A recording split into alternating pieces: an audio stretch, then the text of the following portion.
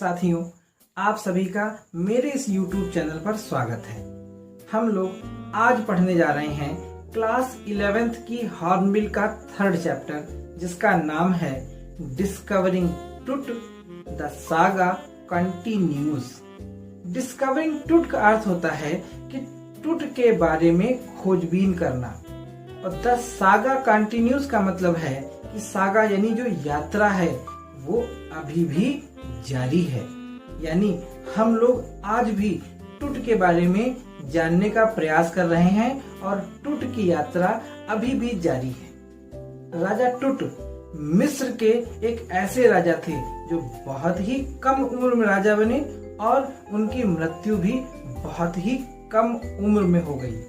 वो teen age के थे, यानी 13 से 19 वर्ष के बीच की उनकी आयु थी, परंतु उनकी मृत्यु किस उम्र में हुई ये हम आज तक नहीं पता लगा पाएंगे। मिस्र को पिरामिडों का देश कहा जाता है। मिस्र के निवासी बहुत ज्यादा पैसे वाले होते थे। उनका मानना था कि मरने के बाद इंसान का दूसरा जन्म होता है, इसलिए वो जब कोई व्यक्ति मरता था तो उसके साथ में बहुत सारी धन दौलत और दैनिक जीवन में काम आने वाले सामान को उसके साथ में ही दफना देते थे, ताकि जब वो अगले जीवन में जाए तो इन सब चीजों को वो अपने साथ में ले जाए और इनका वो प्रयोग कर सके। इसी मान्यता के कारण मिस्र में बड़े बड़े पिरामिड बनाए जाते थे, और उन पिरामिडों में किसी भी व्यक्ति को दफनाने के साथ साथ उसके साथ में बहुत सारा धन संपदा भी उसमें साथ में दफना दिया जाता था। टूट का संबंध एक ऐसे शक्तिशाली परिवार से था जिसने सैकड़ों वर्षों तक मिस्र पर शासन किया। टूट की मृत्यु किशोरावस्था में हो गई थी, इसलिए टूट अपने उस परिवार के अंतिम शासक सिद्ध हुए। इसीलिए हम लोग टूट के बारे में जानने की और ज्यादा जिज्ञासा रखते हैं। टूट के मरने के बाद में उनको भी बहुत सारी धन दौलत के साथ में एक मम्मी के रूप में बदल करके दफना दिया गया। होवार्ड कार्टर ने सन 1922 में उनके मकबरे को खोज निकाला। उन्होंने देखा कि उसमें 3 बक्से थे, जिनमें 2 में धन संपत्ति के साथ साथ उनकी जरूरत के सामान भी थे, और एक बक्से में जो कि पूरा शुद्ध और कड़े सोने का बना हुआ था, उसके अंदर खुद टूट को रखा गया था। टूट की मम्मी को ऐसे मसाले में डाल करके रखा गया था जो अब बहुत ज्यादा कड़ा हो गया था। कार्टर ने सोचा कि अगर वो उसकी मम्मी को सोने के बॉक्स से बाहर नहीं निकालेंगे तो जो चोर चोरी करने की नियत से आते हैं वो उनकी मम्मी को नुकसान पहुंचा सकते हैं। इसलिए उन्होंने उस राल को छेनी और हथौड़ी से काट करके कई टुकड़ों में टूट के शरीर को बाहर निकाला और एक लकड़ी के बॉक्स में रेत की परतें बना करके उसको फिर से जोड़ दिया और उसी स्थान पे दफना दिया।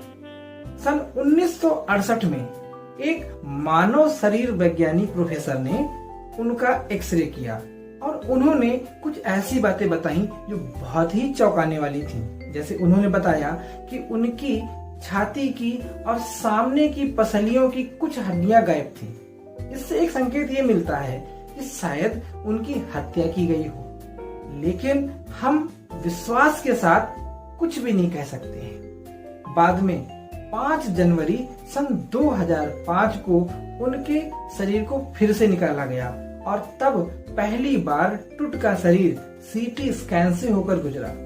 वहां पर वैज्ञानिकों के कई दल थे और सभी टूट के बारे में जो छोटी से छोटी जानकारियां थी वो जुटाने की कोशिश कर रहे थे। टूट के शरीर का सीटी स्कैन हुआ।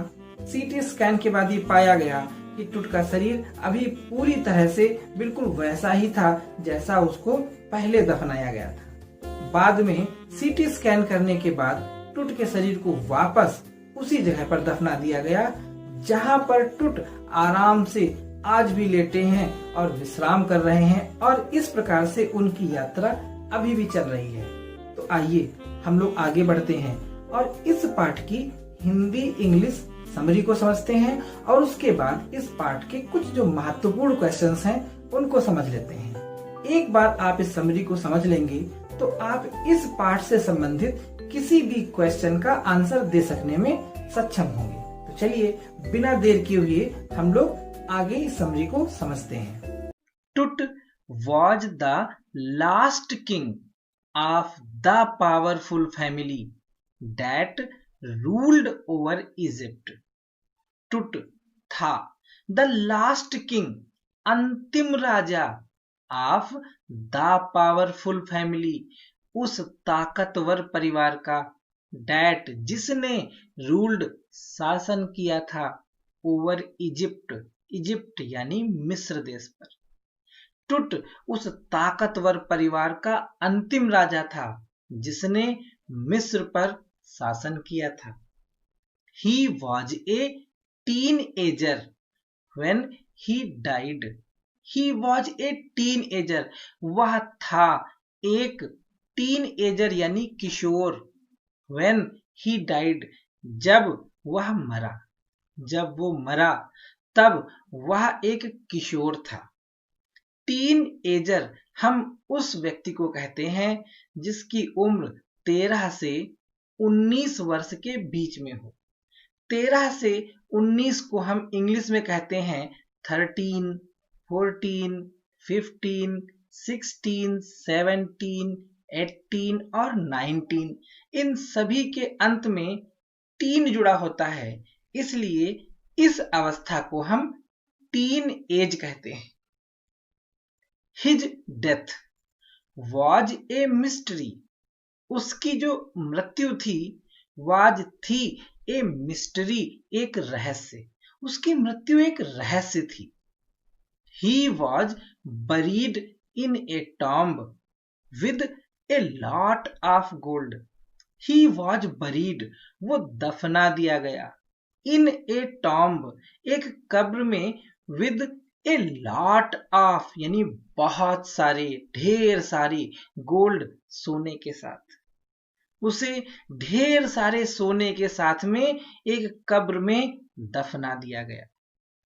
Howard Carter discovered his tomb in 1922। Howard Carter ने डिस्कवर्ड खोज निकाला, हिज टॉम्ब उसकी कब्र को, इन 1922 सन 1922 में। He brought the mummy out to know about it. He brought, वो बाहर लाए, the mummy, उस मम्मी को, मुर्दे को, out यानी बाहर, to know जानने के लिए, about it इसके बारे में। वो उसके बारे में जानने के लिए उस मुर्दे को बाहर लाए। The mummy was pasted hard in the bottom of the coffin. The mummy यानी वो मुर्दा, was माने था, pasted चिपका हुआ, hard माने कठोरता के साथ, in the bottom तली में, of the coffin यानी कफन के। उस ताबूत की तली में वह मम्मी बहुत ही कठोरता के साथ चिपकी हुई थी। He had to cut the mummy in many pieces to bring it out of the golden coffin. He, उन्हें, had to cut यानी काटना पड़ा, the mummy, उस मम्मी को, in many pieces, अनेक टुकड़ों में, to bring it out, bring out यानी बाहर लाना, यानी to bring it out, इसको बाहर लाने के लिए, of the golden coffin, उस सोने के कफन से। Then he reassembled the mummy on the layer of sand in a wooden box. Then तब ही उन्होंने रीअसेंबल्ड फिर से उसको जोड़ा, द मम्मी उस मम्मी को, ऑन द लेयर यानी सतह पर, ऑफ सैंड मतलब रेत की, इन ए वुडन बॉक्स एक लकड़ी के बॉक्स में। तब उन्होंने एक लकड़ी के बॉक्स में रेत की सतह पर उस मम्मी को फिर से जोड़ा। In 1968, an anatomy professor did an X-ray of the mummy. In 1968, सन 1968 में यानी 66 वर्षों के बाद में एन एनाटॉमी प्रोफेसर, एक एनाटॉमी यानी शरीर विज्ञान के प्रोफेसर यानी प्रोफेसर ने डिड एन एक्सरे, एक एक्सरे किया ऑफ द ममी, उस ममी का। सन 1968 में एक शरीर विज्ञान के प्रोफेसर ने उस ममी का एक्सरे किया। Then he told the surprising facts about the mummy. Then तब ही उन्होंने टोल्ड बताया द सरप्राइजिंग फैक्ट्स, आश्चर्यजनक तथ्यों को अबाउट द ममी, उस ममी के बारे में। तब उन्होंने उस ममी के बारे में आश्चर्यजनक तथ्यों को बताया।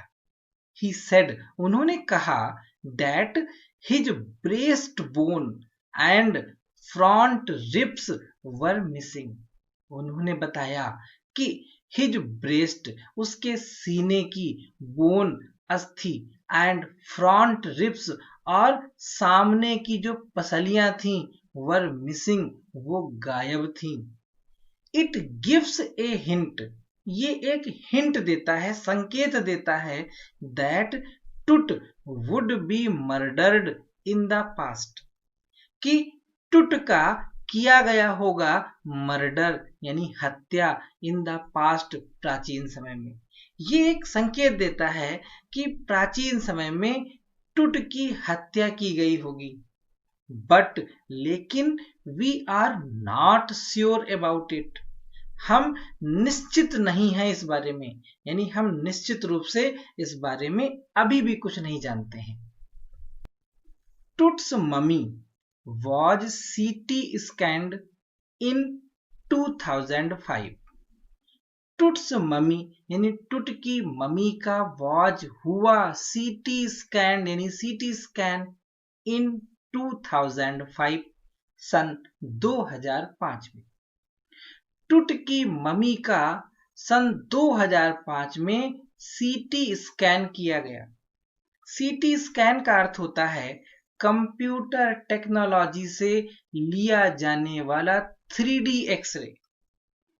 The team of forensics and anatomy tried to find out the secrets of Tut's life and death. The teams, दलों ने, of forensics and anatomy, forensics के और एनाटॉमी यानी शरीर विज्ञान के, ट्राइड प्रयास किया, टू फाइंड आउट पता लगाने का, द सीक्रेट्स रहस्यों को, of Tut's life and death, टुट के जीवन और मृत्यु के। फॉरेंसिक्स और एनाटॉमी के दलों ने टुट की जीवन और मृत्यु के रहस्यों का पता लगाने का प्रयास किया। The results of CT scan were very surprising. The results, जो परिणाम थे, ऑफ सीटी स्कैन, उस सीटी स्कैन के, वर वेरी सरप्राइजिंग, वो बहुत ही चौंकाने वाले थे। There were 1700 digital x rays in 3D images. वहां थे 1700 डिजिटल एक्सरे इन 3D इमेजेस, 3D छवियों में। The images of the hand, ribs and skull were very clear. Images यानी चित्र, ऑफ हैंड, हाथ के, रिब्स, पसलियों के, एंड स्कल, और खोपड़ी के, वर वेरी क्लियर, बहुत ही स्पष्ट।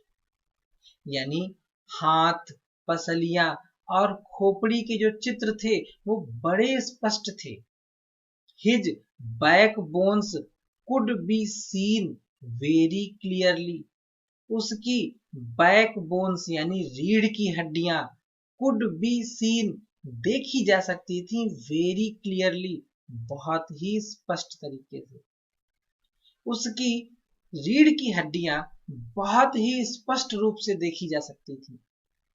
After completing CT scan the mummy was put again in the coffin.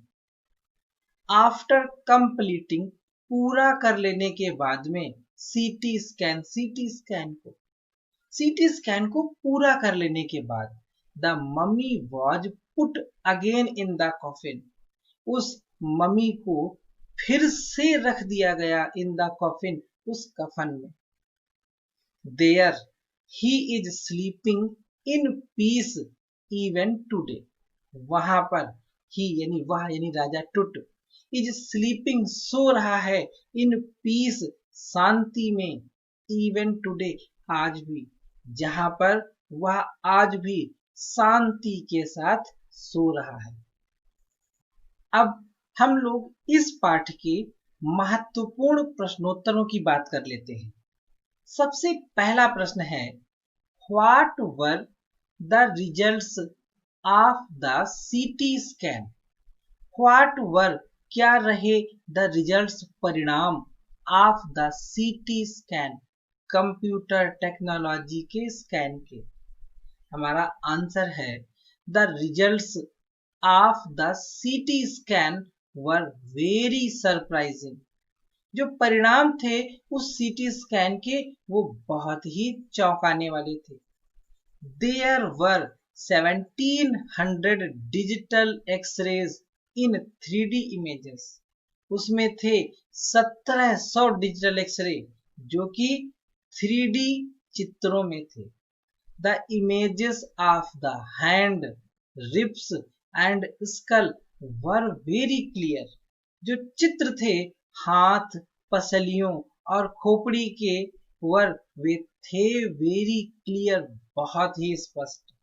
His back bones could be seen very clearly, उसकी बैक बोन्स यानी रीढ़ की हड्डियों को कुड बी सीन देखा जा सकता था वेरी क्लियरली, बहुत ही स्पष्ट रूप से।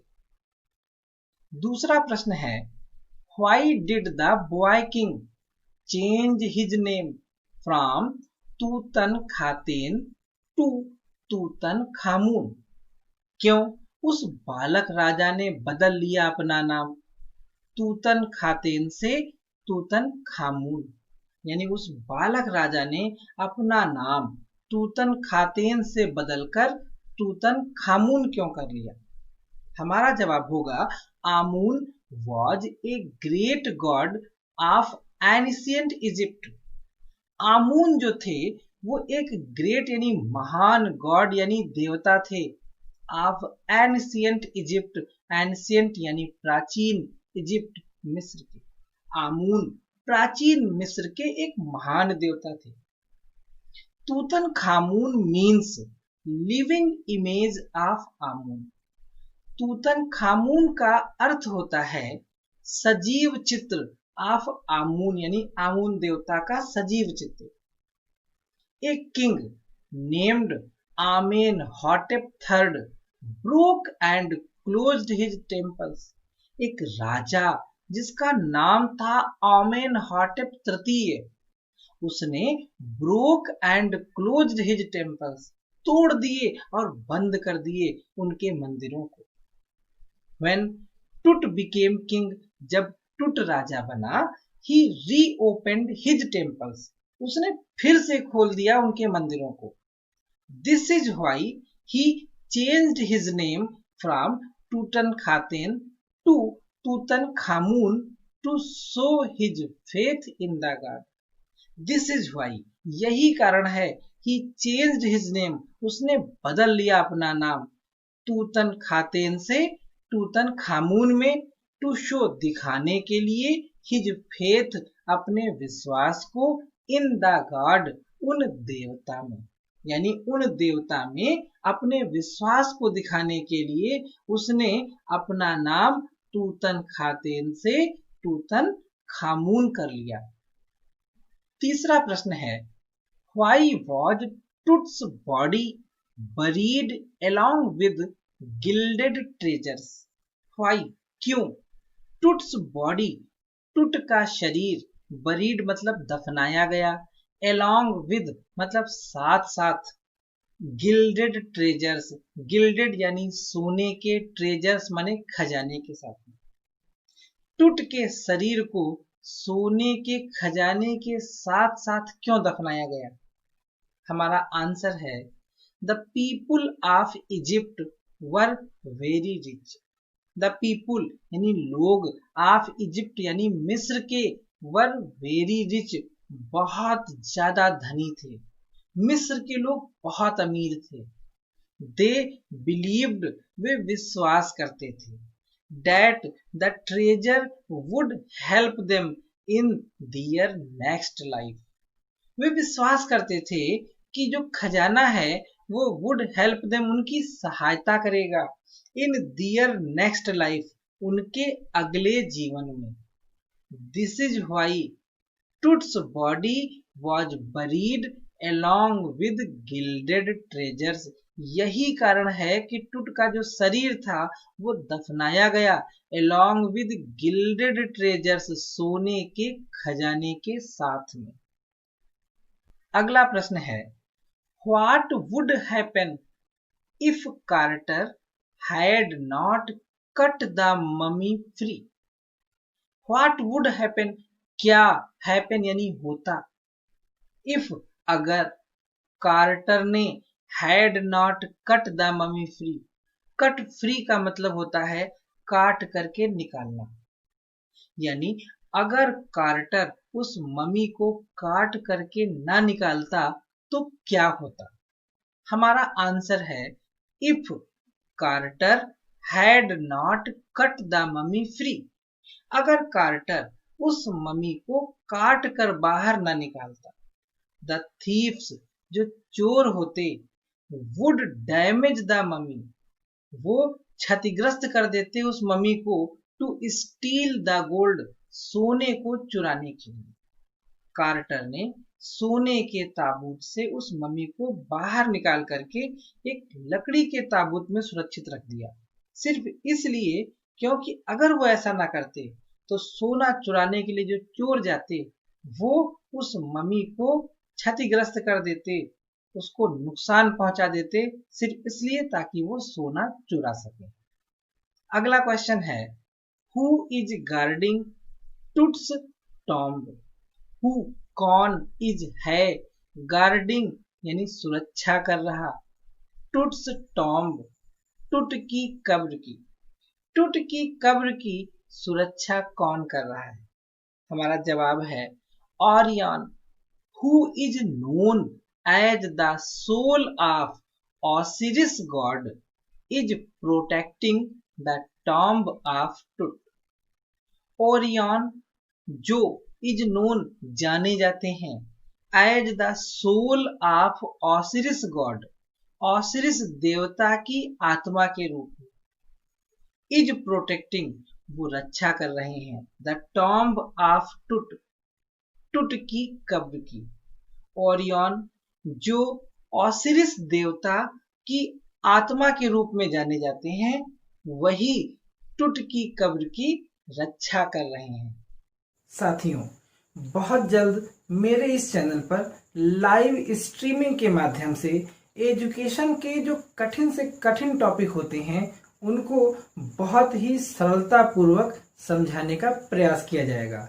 तो आप लोग हमारे इस चैनल से ऐसे ही जुड़े रहें। हमारा ये वीडियो कैसा लगा ये हमें कमेंट के माध्यम से जरूर बताएं। अगर आप नए हैं और आपने अभी तक हमारे इस चैनल को सब्सक्राइब नहीं किया है तो आज ही नीचे लाल बटन दबा करके इस चैनल को सब्सक्राइब अवश्य कर लें। हमारे चैनल से जुड़े रहने के लिए आप सभी का बहुत बहुत आभार।